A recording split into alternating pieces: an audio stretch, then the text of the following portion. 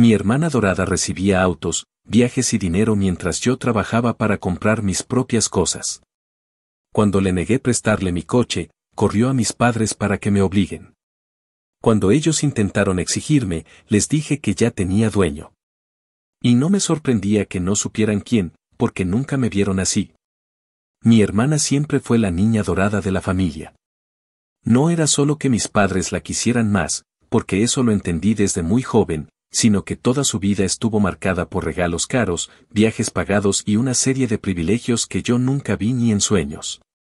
Mientras yo trabajaba horas extra en un taller mecánico en Oak Cliff para poder pagar la letra mensual de mi viejo Honda Civic 2012, ella recibía de regalo un Toyota RAV4 nuevo por su cumpleaños. Con los papeles puestos a su nombre y el tanque lleno.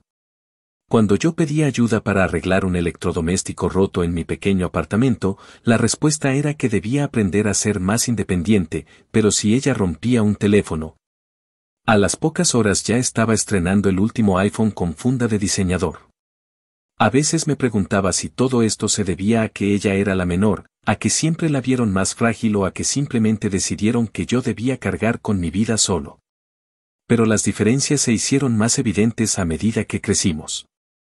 Cuando terminé la secundaria, me dijeron que no podían ayudarme a pagar la universidad, que era mejor que buscara trabajo y estudiara de noche si realmente quería un título.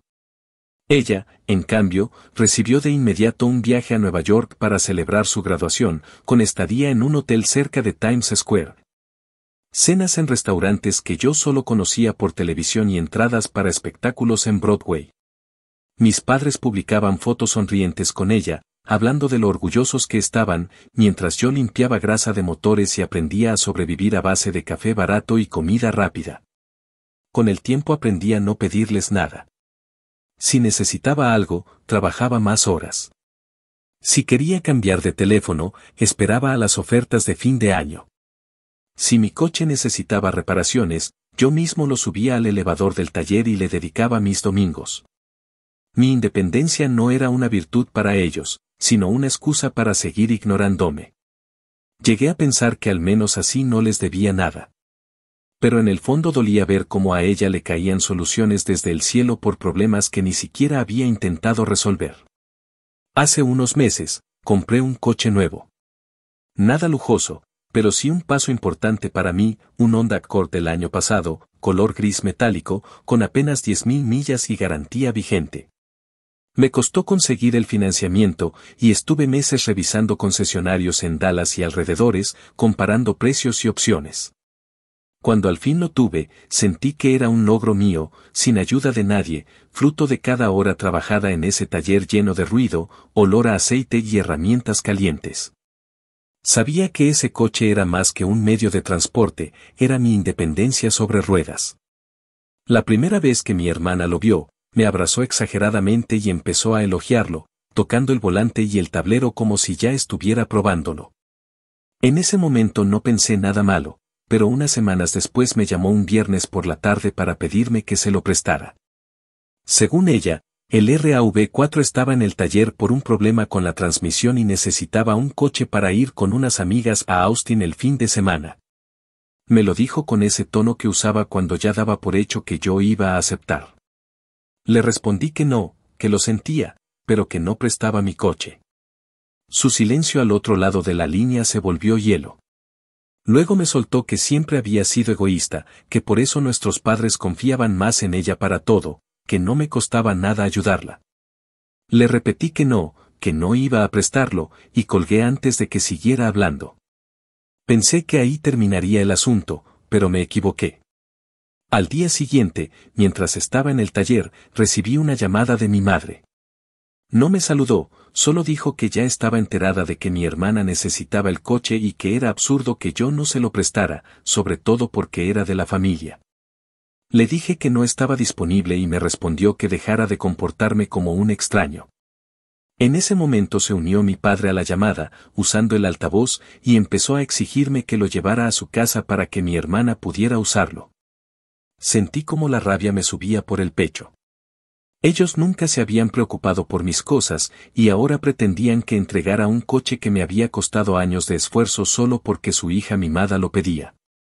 Les dije que ese coche ya tenía dueño y que no me sorprendía que no supieran quién era, porque jamás me habían visto así. Se quedaron callados unos segundos, como si no entendieran. Les aclaré que el dueño era yo, y que si ellos o mi hermana creían que podían exigirme algo, estaban muy equivocados. Esa noche me quedé pensando en todo lo que había pasado a lo largo de los años. No era solo el coche, era todo el patrón de desprecio disfrazado de favoritismo hacia ella. Los viajes pagados, las compras, la defensa incondicional incluso cuando se metía en problemas por su propia culpa. Recordé una vez que ella chocó ligeramente contra otro auto en un estacionamiento de Target. Llamó a papá llorando, y él llegó en menos de 10 minutos, le dio dinero al otro conductor y la llevó a casa, como si fuera una niña. Cuando yo tuve un accidente menor en la interestatal, me dijeron que debía llamar a mi seguro y aprender a manejar mejor. Me di cuenta de que, aunque ya no vivía con ellos y podía mantenerme por mi cuenta, seguían creyendo que podían manejar mi vida a su antojo. El coche nuevo había sido la excusa perfecta para que volvieran a intentar imponerme sus reglas. Y ahí, entre el silencio de mi apartamento y el zumbido del ventilador, decidí que iba a cambiar las cosas. No solo iba a negarles lo que pedían, iba a hacer que entendieran que su manera de tratarme ya no funcionaba. No se trataba de venganza por capricho. Era la necesidad de cerrar un ciclo de años de humillaciones pequeñas, de comentarios que parecían inofensivos pero que dejaban marcas, de comparaciones constantes. Quería que sintieran, aunque fuera un poco, la frustración de no conseguir lo que daban por hecho. Quería que entendieran que no podían seguir actuando como si yo estuviera en deuda con ellos solo por existir. Mientras pensaba en todo esto, empecé a notar oportunidades. No iba a ser un plan impulsivo, necesitaba hacerlo bien. Sabía que mi hermana dependía de esa imagen de chica perfecta, querida por todos, siempre sonriente y generosa. Si había algo que podía desestabilizarla, era mostrar que esa imagen estaba construida sobre un trato desigual y un egoísmo que ella misma no veía o no quería ver. Mis padres, por su parte, siempre habían cuidado que las discusiones familiares no salieran a la luz para no dar vergüenza. Esa era otra vulnerabilidad que podía usar. Guardé mentalmente cada detalle reciente, la llamada de mi madre, la voz molesta de mi padre, las palabras de mi hermana acusándome de egoísta. Todo eso iba a servir para construir algo más grande que un simple no. No estaba seguro de cómo iba a terminar, pero sí de que esta vez no me quedarían las manos vacías. Lo único claro era que mi coche no iba a salir de mi garaje para cumplir los caprichos de nadie. Y que, por primera vez en mucho tiempo, tenía la intención de que las reglas del juego cambiaran a mi favor. Actualización 1. 2 semanas después de esa llamada, el aire en mi familia se había vuelto más denso de lo normal. El simple hecho de entrar en el grupo familiar de WhatsApp se sentía como caminar sobre un piso recién encerado, resbaladizo y lleno de trampas. No pasó ni un día después de mi negativa a prestarle el coche a mi hermana para que ella comenzara su campaña de que yo era una persona egoísta y desagradecida. No lo dijo directamente en el grupo, claro, ella era más sutil que eso. Comenzó publicando en sus redes fotos antiguas con frases melosas sobre lo importante que es apoyarse entre hermanos y que la familia debe estar por encima de cualquier cosa material. Con un par de corazones y emojis de manos unidas. Bastó con ver los comentarios de sus amigas y de algunos familiares para entender que la indirecta no era tan indirecta. No me sorprendió que mis padres alimentaran ese mismo discurso en persona. La primera vez que volví a su casa después de todo el asunto fue porque mi madre insistió en que pasara a cenar, como si nada hubiera pasado. Desde que abrí la puerta y sentí el olor a asado, supe que no era una invitación inocente. Mi padre estaba sentado en la cabecera de la mesa, hojeando un catálogo de camiones y SUV versus como si lo hubiera dejado ahí por accidente. Mi hermana estaba al otro extremo, con el teléfono en la mano, y cuando me vio entrar me regaló una sonrisa cortante. La conversación de esa noche giró de manera sospechosa hacia lo importante que es ayudarse y cómo los buenos hijos siempre están ahí para la familia. No mordí el anzuelo. Me limité a comer y a asentir con la cabeza, como si estuviera escuchando un podcast aburrido. Pero por dentro iba sumando cada palabra, cada mirada, cada pequeño intento de manipulación emocional. Mis padres parecían convencidos de que con el tiempo yo cedería, como tantas veces lo hice en otras cosas pequeñas. Lo que no entendían era que esta vez no había marcha atrás. El fin de semana siguiente, una prima lejana celebró su cumpleaños en un restaurante mexicano en el centro de Dallas.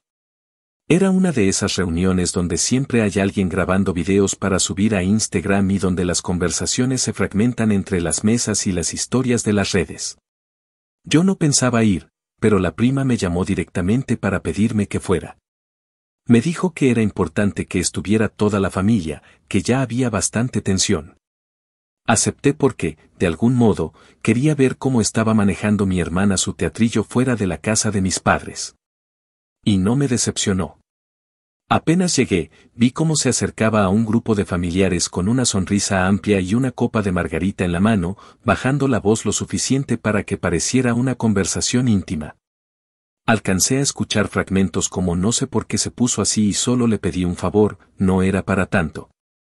Cuando me vio, fingió sorpresa y me abrazó como si fuéramos amigos de toda la vida. Por un momento casi me río de lo ensayado que era su gesto, pero me contuve. Ese día me di cuenta de algo importante, mi hermana nunca jugaba sola. Siempre necesitaba un público, siempre construía una narrativa que la dejara como la parte razonable. No le importaba distorsionar los hechos mientras lograra que más gente se pusiera de su lado. Mis padres habían perfeccionado esa técnica antes que ella, pero ella la había llevado al siguiente nivel gracias a las redes sociales y a su habilidad para manipular emociones. Esa noche, al llegar a mi apartamento, decidí que no bastaba con decir no. Si quería que la lección calara, necesitaba exponer no solo lo que había pasado con el coche, sino todo el patrón que había estado soportando durante años. No podía hacerlo de manera impulsiva, tenía que preparar el terreno. Empecé revisando viejas fotos guardadas en discos duros y carpetas digitales. Encontré imágenes de mi hermana estrenando coche nuevo, posando en viajes pagados a Miami o Las Vegas, abriendo regalos de diseñador en Navidad. Junto a esas fotos, recordé perfectamente que en esos mismos años yo trabajaba turnos dobles, comía ramen instantáneo para estirar el sueldo y me arreglaba mis propios zapatos porque no quería gastar en un par nuevo. También empecé a recopilar mensajes de texto y chats familiares donde quedaba clara la diferencia de trato. Conversaciones en las que a mí me negaban ayuda con frases como eres adulto, resuélvelo y, en contraste. Cadenas enteras organizando colectas rápidas para que mi hermana no tuviera que usar su propio dinero en alguna reparación. Tenía material de sobra y ni siquiera había terminado de revisar todo. En paralelo, empecé a notar que algunos familiares me miraban distinto. No era hostilidad directa, pero sí esa especie de distancia incómoda que surge cuando alguien ha escuchado una versión parcial de una historia. Una tía dejó de invitarme a su casa para los domingos de barbacoa. Un primo que antes me pedía consejos para su coche ahora parecía evitarme. Todo indicaba que la campaña de mi hermana estaba funcionando. En lugar de molestarme, me dio más razones para seguir con mi plan. Una tarde, mientras trabajaba en el taller, recibí una llamada inesperada de un número que no tenía guardado. Era el novio actual de mi hermana, un tipo con el que apenas había cruzado palabras en un par de reuniones. Me dijo, con un tono entre incómodo y curioso, que había escuchado algo raro sobre el asunto del coche y que quería saber mi versión. No sé si lo hizo por genuino interés o porque mi hermana ya le había contado una historia muy conveniente para ella. Le dije que no podía hablar en ese momento y que prefería que, si quería conocer la verdad, estuviera preparado para escuchar cosas que tal vez no le gustaran. Quedó en silencio unos segundos y luego me dijo que lo entendía. Esa llamada me confirmó que la historia ya estaba saliendo del círculo más cercano. Si quería que mi versión fuera escuchada, tenía que controlarla desde el principio. Y para eso necesitaba un momento y un lugar donde nadie pudiera ignorar lo que iba a mostrar. No serviría de nada soltar datos sueltos en conversaciones privadas, lo mío tenía que ser algo que dejara huella, algo de lo que no pudieran retractarse o fingir que no escucharon. Empecé a pensar en fechas. Sabía que en una semana se acercaba el cumpleaños de mi padre, un evento que siempre reunía a toda la familia y donde él insistía en que todos estuvieran presentes. Era perfecto. Nadie se atrevería a faltar y todos estarían en un solo lugar, listos para escuchar. Además, sabía que mis padres valoraban esas reuniones como un espacio intocable de armonía, lo que lo convertía en el escenario ideal para romper esa fachada. Mientras tanto, seguía actuando como si nada pasara. Respondía cordialmente en el grupo de WhatsApp, hacía comentarios ligeros en reuniones y no discutía abiertamente con nadie. Dejaba que ellos creyeran que estaba bajando la guardia, que tal vez me había arrepentido de no prestar el coche. Y por debajo, cada día sumaba más piezas a lo que sería mi presentación. Incluso comencé a revisar audios de voz que había guardado por costumbre. En uno, mi madre admitía entre risas que le había comprado un bolso caro a mi hermana porque ella sí sabe cuidarse y verse bien. En otro, mi padre decía que prefería ayudarla a ella porque al final ella sí está agradecida. Frases sueltas que, puestas en el contexto correcto, pintaban un cuadro clarísimo del favoritismo que siempre negaron tener. Al llegar la segunda semana de preparación, ya tenía suficiente material como para que cualquiera entendiera que no se trataba de un berrinche mío por un coche. Esto era un historial completo de años de trato desigual, de expectativas distintas, de manipulación emocional disfrazada de amor familiar. Me di cuenta de que, por primera vez, tenía en mis manos algo que ellos no podían controlar, pruebas tangibles. La noche antes de que todo explotara, mientras estaba en mi sofá revisando los últimos detalles, pensé en lo que podía pasar después. Sabía que no iba a haber vuelta atrás. Que después de ese momento, mi relación con mis padres y con mi hermana probablemente no volvería a ser la misma. Pero también sabía que ese era el precio de poner límites reales. Y así, con todo listo, me prometí que no importaba cuántos intentos hicieran por desacreditarme después. Esa noche quedaría claro para todos que el niño independiente que aprendió a arreglar sus propias cosas había crecido y no iba a dejar que nadie volviera a decirle cómo debía manejar su vida. Actualización 2. Un mes después de que decidí que el cumpleaños de mi padre sería el escenario para poner las cartas sobre la mesa, las cosas empezaron a tomar un giro que no había anticipado. Aunque en el fondo solo me confirmó que estaba haciendo lo correcto. La tensión seguía flotando, aunque ahora mi hermana parecía haber bajado el tono de su campaña en redes. No es que se hubiera rendido, simplemente había cambiado de estrategia, y eso lo descubrí una tarde de jueves cuando recibí una llamada de mi madre mientras estaba terminando de alinear un Ford F-150 en el taller. La voz de mi madre sonaba extrañamente suave, como si estuviera eligiendo con cuidado cada palabra. Me preguntó cómo estaba, si había comido bien, y después de un par de frases de cortesía, soltó la verdadera razón de la llamada: tu hermana está viendo lo de un coche nuevo. Pero el banco le pide un aval con buen historial crediticio. Y claro, pensamos en ti, porque eres el único con un score decente. Lo dijo como si me estuviera pidiendo que le prestara una sartén. No pude evitar reírme, aunque no de felicidad. Le pregunté si me estaba hablando en serio. Ella respondió que sí, que sería algo temporal, que mi hermana pagaría puntual y que yo no tendría que preocuparme de nada. Me dijo que el RAV4 ya estaba viejo, que le había dado problemas últimamente y que en lugar de gastar en reparaciones era mejor cambiarlo. Me dio rabia escucharla minimizar algo que para mí había sido un lujo inalcanzable durante años. Además, sabía que pagar puntual era un concepto flexible para mi hermana, que tendía a olvidarse de las responsabilidades cuando aparecía un viaje improvisado o un capricho más urgente. Le dije que no iba a firmar nada. Ella trató de convencerme con el mismo discurso de siempre, hablando de la familia, de cómo uno no sabe cuándo puede necesitar un favor, y de que algún día yo podría estar en una situación similar. Le respondí que precisamente por eso trabajaba y administraba mi dinero con cuidado, para no depender de nadie. La conversación terminó con un tono frío, y apenas colgué supe que esto no iba a quedarse ahí. No pasaron ni 2 horas cuando mi hermana me llamó directamente. No pidió, exigió. Me dijo que no entendía por qué me ponía así, que no me estaba pidiendo dinero, solo una firma. Y que si de verdad yo era tan independiente y exitoso como me gustaba aparentar, no me afectaría en nada ayudarla. Ese como te gusta aparentar me cayó como un golpe. Le repetí que no que no pensaba comprometer mi crédito por ella, y colgué. Ese mismo fin de semana hubo una reunión en casa de mis padres. Yo no iba a ir, pero terminé aceptando porque un primo que vive en Fort Worth venía de visita y quería verme. Llegué un poco más tarde de lo habitual y al entrar ya sentí que algo estaba fuera de lugar. En la sala estaban mi hermana, mis padres y 2 tías, todos con cara de estar discutiendo algo importante. Apenas crucé la puerta, mi padre me pidió que me sentara porque querían aclarar las cosas. Resulta que mi hermana había convencido a todos de que su necesidad de un coche nuevo era urgente, que el RAV4 estaba prácticamente inutilizable y que sin mi firma no podría seguir yendo a trabajar.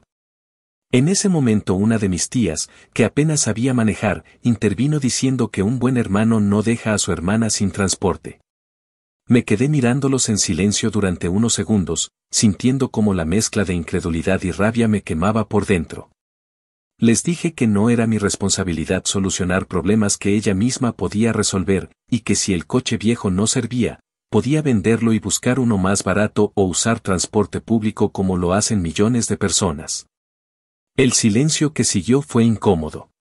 Vi cómo mi madre apretaba los labios y cómo mi hermana fingía indignación, como si yo hubiera dicho algo ofensivo. Pero detrás de ese teatro, lo que vi fue miedo. Miedo a que su plan no funcionara, miedo a que por primera vez no pudiera manipular la situación a su favor. En ese momento confirmé que estaba en el camino correcto y que lo que estaba preparando para el cumpleaños de mi padre iba a ser más necesario que nunca. Al llegar a casa esa noche, encendí mi laptop y empecé a organizar el material que ya tenía. Clasifiqué las fotos por año, las conversaciones por tema, y empecé a transcribir los audios más relevantes para que fuera más fácil incluir subtítulos en el video final. Incluso busqué una canción instrumental suave para poner de fondo, no para dramatizar, sino para que todo fluyera de manera más natural y no pareciera un ataque frontal, sino una exposición ordenada de hechos. Quería que el impacto viniera de la comparación entre su discurso público y la realidad documentada, no de mis palabras. Mientras hacía todo esto, también empecé a tomar notas sobre momentos específicos en los que había cedido ante sus caprichos y las consecuencias que eso había tenido para mí. Como cuando le presté dinero para pagar una multa y terminé esperándolo más de 1 año. O cuando acepté ayudarla con una mudanza y terminé pagando parte del camión de carga porque ella olvidó transferirme su parte. Todos esos ejemplos pintaban el mismo patrón y al mostrarlos juntos iba a ser imposible negarlo. Durante esas semanas, la comunicación con mis padres se volvió más calculada de mi parte. Respondía a sus mensajes con frases cortas, sin entrar en discusiones, pero no me alejaba del todo. Quería que siguieran creyendo que yo estaba simplemente molesto, no que estaba preparando algo grande. Mi hermana, en cambio, parecía alternar entre ignorarme por completo y mandarme mensajes cortos llenos de sarcasmo. Como espero que tu coche esté bien cuidado o me imagino que con lo que trabajas debes tener mucho para gastar en gasolina. No le respondía, pero guardaba todo. Hubo un momento que me hizo sonreír, aunque de forma amarga. Un martes cualquiera, mientras estaba en la fila de una cafetería cerca del taller, escuché a 2 chicas detrás de mí hablando sobre una historia que había publicado una amiga en Instagram, quejándose de un hermano egoísta. No mencionaron nombres, pero la descripción era tan obvia que supe que hablaban de mi hermana. Me giré lo suficiente para verla en la pantalla de una de ellas, con ese tono de víctima profesional que tan bien manejaba. No dije nada, solo pagué mi café y salí pensando que pronto esas mismas personas escucharían una versión distinta. A medida que se acercaba la fecha del cumpleaños de mi padre, empecé a afinar los últimos detalles. Decidí que no solo iba a mostrar el material, sino que también iba a narrar parte de la historia, para que no pudieran acusarme de manipular el contexto. Quería hacerlo de manera calmada, sin gritar, para que no hubiera forma de que usaran mi reacción como excusa para invalidar lo que decía. Incluso ensayé frente al espejo algunas frases, no porque quisiera actuar, sino porque sabía que en ese momento iba a haber mucha adrenalina y no quería perder el hilo. También planifiqué la parte técnica. Me aseguré de que el video estuviera en varios formatos y guardado en más de un dispositivo. No iba a correr el riesgo de que algo fallara y me dejara sin la oportunidad. Guardé una copia en una memoria USB, otra en mi correo y otra en mi teléfono. Hasta pensé en enviarle una copia a un amigo de confianza por si acaso. En medio de todo esto, hubo un pequeño giro inesperado. Una prima con la que siempre me había llevado bien me llamó una noche para decirme que había escuchado a mi hermana hablando mal de mí en una reunión, pero que también había notado que algunas personas no le creían del todo. Me dijo que si necesitaba apoyo el día del cumpleaños, ella estaría ahí para respaldarme. No le conté todos los detalles, pero le agradecí. Saber que no todos estaban completamente cegados me dio un impulso extra. El día en que todo se alineara todavía no había llegado, pero ya podía sentir que el terreno estaba listo. Cada conversación, cada publicación de mi hermana, cada intento de manipulación de mis padres, todo estaba cayendo en su lugar. Yo solo tenía que esperar unas semanas más para mostrarles que el juego había cambiado y que esta vez, las reglas las ponía yo. Actualización 3. 3 semanas después, el cumpleaños de mi padre llegó como si el calendario hubiera estado marcando esa fecha con tinta roja solo para mí. No era un día cualquiera. En mi familia, esa celebración siempre había sido un evento casi sagrado. Un punto de reunión obligatorio en el que todos los parientes cercanos e incluso algunos lejanos aparecían con regalos envueltos y sonrisas ensayadas. Sabía que este año no sería distinto en cuanto a la asistencia, pero sí en cuanto al resultado. Yo llevaba semanas preparando cada detalle, repasando el plan una y otra vez para que nada pudiera salir mal. Y en ese momento, al despertar esa mañana y ver el cielo despejado sobre Dallas, supe que no iba a dejar que se escapara la oportunidad. El festejo sería en la casa de mis padres, como siempre. Una casa de 2 pisos en un barrio tranquilo, con un jardín delantero bien cuidado y un patio trasero donde mi padre había mandado instalar una pérgola años atrás. Esa pérgola había visto de todo, cenas, discusiones, brindis falsos, y esa tarde sería testigo de algo muy distinto. Llegué un poco antes de la hora pactada con una mochila que, para cualquiera, parecía llevar solo mi laptop y un par de cables, pero que en realidad contenía el corazón de todo lo que había estado preparando. Tenía el video en 3 memorias USB, en mi propio portátil y hasta en mi teléfono, por si alguien intentaba impedirme mostrarlo. No iba a dejar que un fallo técnico me dejara sin el golpe final. Al entrar, mi madre me saludó con ese tono forzado que usaba cuando quería aparentar normalidad. Me dio un abrazo breve, sin sostener la mirada, y enseguida me dijo que dejara mi mochila en la habitación de invitados para que no estorbara.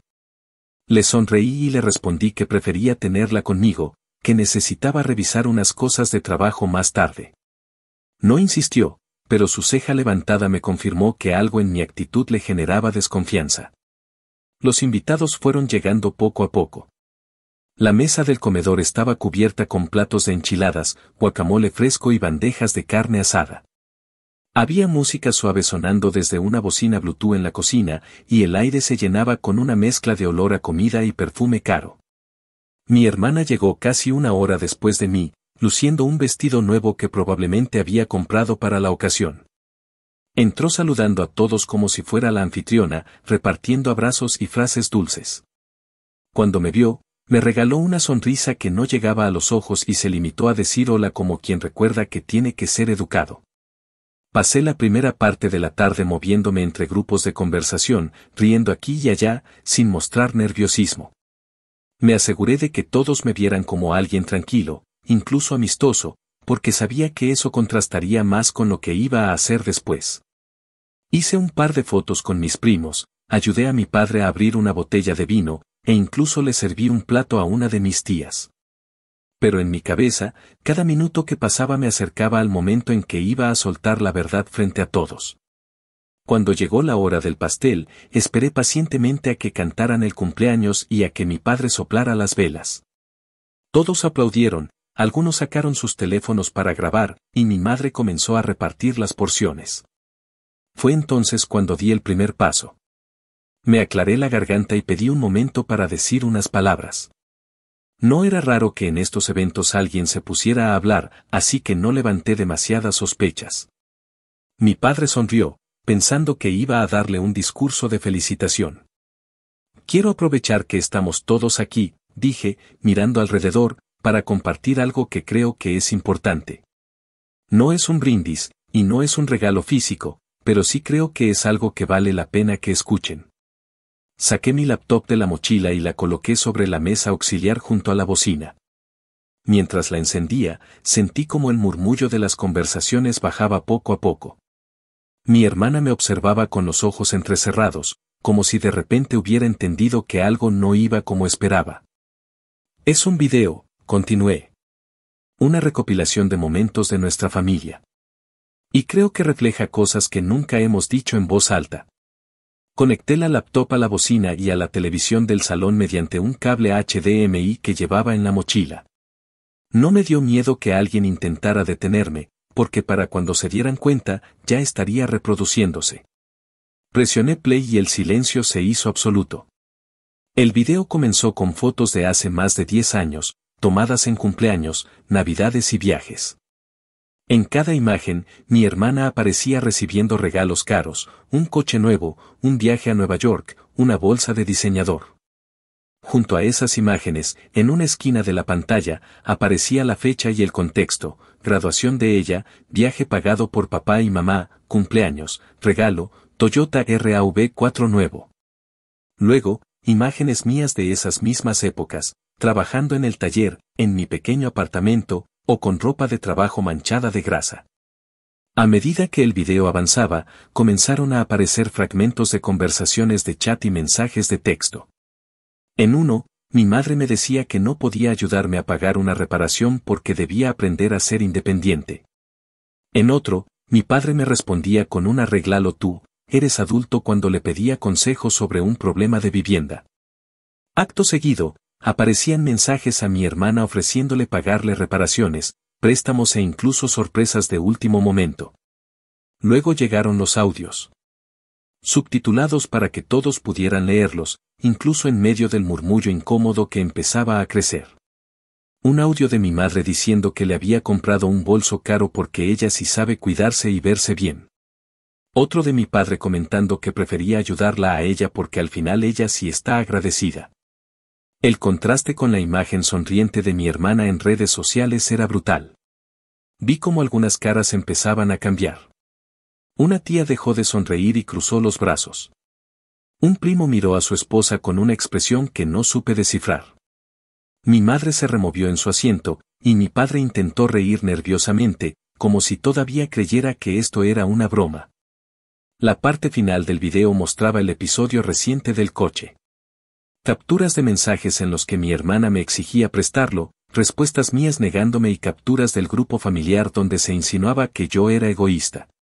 Terminé con una última diapositiva: independencia no es egoísmo. Y respeto no es opcional. Cuando el video terminó, dejé que el silencio hablara por mí. Nadie se movió durante unos segundos que parecieron eternos. Fue mi hermana la primera en romperlo, con una voz cargada de falsa indignación. Esto es ridículo. Ha sacado todo de contexto. ¿En serio? Le respondí, mirándola directamente. ¿Cuál parte está fuera de contexto? ¿Las fotos? ¿Los mensajes? ¿Los audios? No contestó. Mi madre intervino diciendo que la familia no es para exhibirla así, a lo que yo respondí que no se trataba de exhibir, sino de dejar claro que ya no iba a permitir que me trataran como si valiera menos. Algunos familiares empezaron a levantarse para irse, otros se quedaron sentados, observando el intercambio como si fuera una obra de teatro. Mi padre intentó calmar la situación diciendo que era mejor hablarlo en privado, pero le dije que lo privado nunca había funcionado, que en privado siempre se negaban a reconocer lo evidente. No grité. No insulté. Simplemente recogí mi laptop, guardé todo en la mochila y me dirigí a la puerta. Antes de salir, me giré y dije: ya no juego con sus reglas. Y esta vez, no hay marcha atrás. Cerré la puerta detrás de mí y, mientras caminaba hacia mi coche, sentí una mezcla de alivio y adrenalina. Sabía que las consecuencias vendrían, que los mensajes y llamadas no tardarían en llegar. Pero también sabía que, por primera vez en mucho tiempo, había dicho mi verdad sin miedo y con pruebas en mano. Y esa sensación no tenía precio. Actualización 4. 2 meses después de aquella tarde en que proyecté el video frente a toda mi familia, el ambiente entre nosotros había cambiado de forma irreversible. Lo que antes era un fingimiento de cordialidad se había transformado en un silencio espeso, lleno de mensajes no respondidos y llamadas perdidas que yo no tenía intención de devolver. No me molestaba. De hecho, me sentía más ligero que nunca. La decisión de poner límites había dejado cicatrices en la dinámica familiar, sí, pero también me había dado algo que antes no tenía, la certeza de que mi vida ya no estaba sujeta a sus reglas. Los primeros días después del cumpleaños de mi padre fueron un festival de intentos de control de daños. Me llegaron mensajes de mi madre, algunos largos y llenos de justificaciones, otros cortos y fríos, casi como si estuviera redactando comunicados de prensa en lugar de hablar con su hijo. Mi padre me envió un par de audios diciéndome que no había sido la forma y que todo esto se pudo evitar, pero nunca reconociendo el contenido del video. Mi hermana, por su parte, me bombardeó con mensajes acusándome de haber arruinado la familia, de hacerme la víctima y de mostrarme como un mártir ante todos. No respondía ninguno. No iba a darles la satisfacción de una confrontación que ellos pudieran usar a su favor. En ese tiempo, mi rutina cambió más de lo que imaginé. Me enfoqué en mi trabajo, acepté horas extra que antes rechazaba y comencé a guardar una parte considerable de mi sueldo en una cuenta de ahorros. Una tarde, mientras estaba cambiando neumáticos en el taller, el dueño se me acercó y me dijo que un amigo suyo buscaba mecánicos para un taller en Austin, con mejor salario y beneficios. Me dio su contacto, y sin pensarlo demasiado, lo llamé esa misma noche. La conversación fue directa, necesitaban a alguien con experiencia, ofrecían un salario un 30% más alto que el mío actual y asistencia para reubicación. El cambio de ciudad siempre había sido algo que tenía en la cabeza, pero que nunca me atreví a considerar en serio por el peso de la familia. Ahora, sin esa cadena, la idea me resultaba liberadora. En menos de 2 semanas ya tenía todo listo, contrato firmado, fecha de inicio y un pequeño apartamento reservado en South Austin, cerca de Riverside Drive, a 15 minutos en coche del nuevo taller. El alquiler era más alto que el de mi apartamento en Dallas, pero el salario lo compensaba con creces. La mudanza fue casi terapéutica. Empaqué mis cosas sin prisa, seleccionando lo que realmente quería llevar y dejando atrás objetos que, de alguna forma, me anclaban a un pasado que ya no quería. No hice una gran despedida. A mis padres les envié un mensaje breve informando que me mudaba por trabajo. No recibí respuesta inmediata, pero horas después mi madre contestó con un suerte seco, y mi padre con un que te vaya bien que sonaba más a formalidad que a deseo genuino. Mi hermana, por supuesto, no dijo nada. El día que me fui, conduje mi Accord por la Interestatal 35 con la música a todo volumen, disfrutando cada milla como si fuera una victoria personal. El cielo estaba despejado y el sol pegaba fuerte, pero el aire acondicionado del coche mantenía el interior fresco. A mitad de camino, me detuve en un buque S para llenar el tanque y comprar un café grande. Me quedé un rato afuera, apoyado en el coche, viendo la gente entrar y salir, sintiéndome como alguien que por fin estaba moviéndose hacia adelante sin que nadie lo empujara o lo frenara. La primera semana en Austin fue un torbellino de adaptaciones, nuevo taller, nuevos compañeros, nuevos clientes. El ritmo era intenso, pero el ambiente de trabajo era más relajado que en Dallas. Mis nuevos compañeros me recibieron bien, incluso me invitaron a una barbacoa el primer fin de semana. Me sorprendió lo rápido que empecé a sentirme parte de algo diferente, algo que no estaba contaminado por viejas dinámicas familiares. Mientras yo me acomodaba a mi nueva vida, las noticias sobre mi hermana me llegaban por canales indirectos. Una prima me escribió para contarme que el RAV4 que ella decía estar a punto de morir había terminado por quedar separado en medio de la carretera y que la reparación costaba más de lo que valía el coche. Al no conseguir el crédito que quería, tuvo que venderlo a precio de risa y quedarse sin vehículo. Según mi prima, ahora dependía de que mis padres la llevaran a todas partes o de pedirle favores a amigos, algo que, al parecer, no le estaba funcionando tan bien como creía. No sentí compasión. Durante años, yo había tenido que buscarme la vida sin que nadie me llevara ni me resolviera el transporte. Ella estaba probando una pequeña dosis de lo que siempre me exigieron a mí. Y aunque me acusarían de frialdad, sabía que esto no era un castigo inventado por mí, sino la consecuencia directa de sus propias decisiones y su arrogancia. Un viernes por la noche, mientras organizaba mis herramientas en el apartamento, porque sí, traje mi propio equipo al nuevo taller, recibí un mensaje que me hizo detenerme. Era de mi hermana. No un mensaje directo, sino un correo electrónico con el asunto "necesito hablar contigo". No lo abrí de inmediato. Me serví un vaso de agua, me senté en el sofá y lo dejé ahí, en la bandeja de entrada, como si estuviera esperando que se desactivara una bomba. Cuando finalmente lo abrí, encontré un texto mucho más suave que cualquiera de sus mensajes anteriores. Me decía que sabía que habíamos tenido nuestras diferencias y que ahora estaba pasando por un momento difícil. Me pedía si podía prestarle mi coche por unos días, solo para resolver unos asuntos mientras conseguía otro.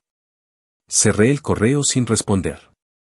No porque estuviera enfadado, sino porque entendí que no había aprendido nada. Ni siquiera mencionaba el daño que había causado, ni el video, ni los años de trato desigual. Era como si todo eso nunca hubiera pasado y bastara con pedir de nuevo para obtener lo que quería. No contestar era, para mí, la respuesta más clara. Pasaron los días y el silencio se convirtió en un mensaje por sí mismo. A la semana, recibí otro correo, esta vez más corto y sin tono amistoso: veo que no vas a ayudarme. No me sorprende. Tampoco respondí. Ya no necesitaba defenderme ni justificar mis decisiones. Austin se estaba convirtiendo en mi lugar. Descubrí un par de cafeterías locales donde me gustaba pasar las mañanas libres, probé food trucks con tacos que nada tenían que envidiarle a los de Dallas, y me acostumbré al tráfico caótico de la ciudad. Compré una bicicleta usada para moverme por el centro y empecé a correr por el sendero junto al lago Lady Bird. Todo esto me mantenía ocupado, y mientras más pasaba el tiempo, menos espacio quedaba para las viejas tensiones familiares. Sin embargo, no era ingenuo. Sabía que, tarde o temprano, habría otro intento de contacto, quizá más directo. Mis padres nunca habían sido de aceptar un no como respuesta definitiva, y mi hermana tampoco. Solo quedaba por ver cuándo y cómo llegaría ese momento. Ese cuando apareció una tarde de domingo, 2 meses después de mi mudanza. Acababa de volver del supermercado H-E-B, con bolsas llenas de comestibles, cuando escuché que alguien llamaba a mi puerta. Al abrir, me encontré con mis padres y mi hermana, los tres parados en el pasillo, con una mezcla de incomodidad y determinación en el rostro. No los había invitado, y claramente no esperaban que los viera con una sonrisa. «Podemos pasar», dijo mi madre, como si fuera un hecho y no una pregunta. Me quedé en el umbral, bloqueando el paso con el cuerpo. Sabía que ese momento merecía un control absoluto de mi parte, y no pensaba cederles ni un centímetro de terreno sin estar preparado. «Si lo que quieren es hablar, podemos hacerlo aquí mismo», respondí. Mi hermana miró hacia otro lado, y mi padre fue el que tomó la palabra. Me dijeron que las cosas no iban bien, que necesitaban un préstamo para ayudar a mi hermana a conseguir otro coche y que, dado que yo estaba tan bien ahora, podía echarles una mano. Escuché todo en silencio, sintiendo como cada palabra reforzaba mi decisión de mantenerme firme. No les dije ni sí ni no en ese momento. Solo respondí que lo pensaría, aunque ya sabía la respuesta. Les pedí que se fueran, y mientras cerraba la puerta detrás de ellos, entendí que el último capítulo de esta historia aún estaba por escribirse. Y que, cuando lo hiciera, no dejaría ninguna duda sobre quién tenía ahora el control. Actualización final. 6 meses después de mi mudanza a Austin, mi vida tenía un ritmo que me resultaba cómodo, casi terapéutico. Mi trabajo en el taller iba viento en popa, había logrado ganarme la confianza de los clientes y la amistad de varios compañeros, y mi pequeño apartamento en Riverside ya no se sentía como un lugar temporal, sino como un espacio propio. Había invertido en unas buenas cortinas para bloquear el sol abrasador de las tardes tejanas, compré una cafetera que me regalaba el olor a espresso cada mañana. Y hasta empecé a dejarme llevar por pequeños lujos como pedir brisket de Franklin Barbecue un domingo cualquiera, sin esperar a que fuera una ocasión especial. En esos meses aprendí a disfrutar del silencio sin que fuera incómodo, y sobre todo a entender que no necesitaba la aprobación de nadie para sentirme completo. Mis padres y mi hermana seguían siendo una presencia distante. Las llamadas habían desaparecido por completo después de aquella visita sorpresa frente a mi puerta. La única comunicación que había existido fueron 2 mensajes de texto que mi padre me envió en diciembre para desearme felices fiestas, acompañados de un cuídate seco. Mi madre no escribió nada, y mi hermana, por supuesto, se mantuvo en ese mutismo altivo que siempre adoptaba cuando no conseguía lo que quería. Me pareció perfecto. El invierno en Austin había sido suave, con días fríos pero soleados, y enero trajo consigo una calma que se sentía como un nuevo comienzo. Por eso me sorprendió tanto cuando, una tarde de finales de mes, mientras estaba revisando el sistema de frenos de un Chevy Silverado en el taller, vi que mi teléfono vibraba con un número que reconocí al instante. El fijo de la casa de mis padres en Dallas. Dudé en contestar, pero la curiosidad pudo más. La voz de mi madre sonaba distinta, apagada, sin la fuerza de costumbre. Me dijo que necesitaban hablar conmigo de algo importante y que preferían hacerlo en persona. Le respondí que no veía la necesidad, que si había algo que decir, podía decirlo en ese momento por teléfono. Guardó silencio unos segundos y luego me soltó que las cosas estaban muy mal económicamente, que mi hermana había perdido su trabajo en la tienda de ropa donde estaba desde hacía años. Y que las deudas por el nuevo coche que había conseguido, no me explicó cómo, estaban asfixiándola. Para rematar, me dijo que habían pensado en vender la casa, pero que antes querían ver si yo podía ayudar. Esa última frase fue como un eco deformado de todas las conversaciones del pasado. Una vez más, la ayuda que pedían no era para algo conjunto, sino para rescatar a mi hermana. Y una vez más, asumían que yo tenía la obligación de hacerlo. Me limité a responder que no tenía interés en involucrarme, que yo estaba enfocado en mi vida y que ellos debían encontrar la forma de resolver sus problemas, como yo lo hice durante años sin ayuda. Mi madre intentó insistir, pero le corté con un no voy a cambiar de opinión y colgué. Pensé que ahí terminaría todo, pero 2 semanas después, la escena que nunca imaginé se presentó ante mi puerta. Eran las 5 de la tarde de un sábado y estaba preparando pollo a la parrilla en mi balcón cuando escuché los golpes en la puerta. Al abrir, me encontré a los 3, mis padres y mi hermana, esta vez con una expresión distinta. Ya no era altivez ni fingida cordialidad, era cansancio. Mi padre había adelgazado, mi madre llevaba el cabello descuidado, y mi hermana tenía esa mirada de quien está contra la pared. Me pidieron entrar. Los dejé pasar, más por curiosidad que por cortesía, y se acomodaron en el pequeño sofá de la sala. No traje café ni agua. No iba a disfrazar la reunión de algo amistoso. Fue mi padre quien habló primero, diciendo que sabían que me habían tratado de forma injusta en el pasado, que tal vez no siempre habían reconocido mis esfuerzos, pero que ahora necesitaban mi apoyo. No fue una disculpa real, sino un preámbulo calculado para suavizar la petición. Mi hermana intervino, con un tono mucho más bajo del que acostumbraba. Me dijo que sabía que había cometido errores, que entendía que estaba molesto, pero que esta vez la situación era diferente. No intentó disfrazar el motivo, necesitaba dinero. No para un coche, no para un viaje, sino para pagar deudas que, según ella, podrían costarle mucho más si no se resolvían pronto. Evitó dar detalles concretos, lo que me dejó claro que había más de lo que estaba dispuesta a decir. Los escuché sin interrumpir. Dejé que cada palabra llenara el aire, que cada intento de manipulación emocional se mostrara por lo que era. Cuando terminaron, hubo un silencio largo. Me levanté, fui hasta la mesa donde siempre dejaba las llaves y el correo, y tomé un sobre que había preparado hacía semanas, casi como si hubiera anticipado que este momento llegaría. Dentro había una carta breve, escrita a mano, que decía: aprendí a vivir sin su ayuda. Aprendí a decir no. No espero que lo entiendan, pero espero que lo respeten. No habrá préstamos, no habrá favores. Lo que me enseñaron, sin querer, es que la independencia es un derecho que no pienso ceder. Cuídense. Se los entregué sin ceremonias. Mi madre lo miró como si fuera un insulto, mi padre frunció el ceño, y mi hermana lo dejó sobre la mesa sin abrirlo. Eso es todo lo que tengo que decirles, añadí. No es venganza, no es rencor. Es simplemente que mi vida no está disponible para resolver las consecuencias de las decisiones de otros.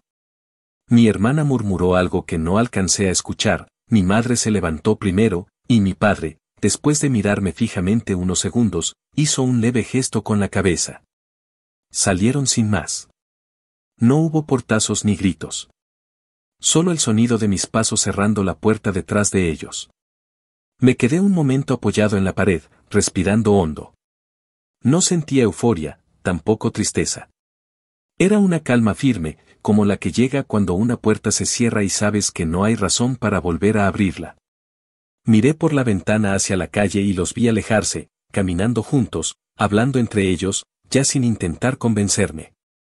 Esa noche, mientras el humo del pollo todavía flotaba en el aire de mi apartamento, comprendí que la verdadera victoria no había sido exponerlos en el cumpleaños de mi padre, ni negarme a firmar como aval, ni ignorar sus mensajes. La verdadera victoria había sido llegar a un punto en el que sus peticiones ya no tenían poder sobre mí. No necesitaba que admitieran que me habían tratado mal. No necesitaba una disculpa para seguir adelante. La ironía era que, después de tantos años en los que intentaron moldear mi vida, el desenlace era este, ellos acudiendo a mí, sin nada que ofrecer, y yo con la libertad de decidir, sin miedo, que no y esa palabra. Dicha con calma y sin odio, pesaba más que cualquier discurso o video. Esa fue la última vez que los vi. Desde entonces, la vida siguió su curso. No hubo más visitas, no hubo más llamadas. Y por primera vez, la palabra familia dejó de significar una cadena, para convertirse en algo que podía redefinir a mi manera.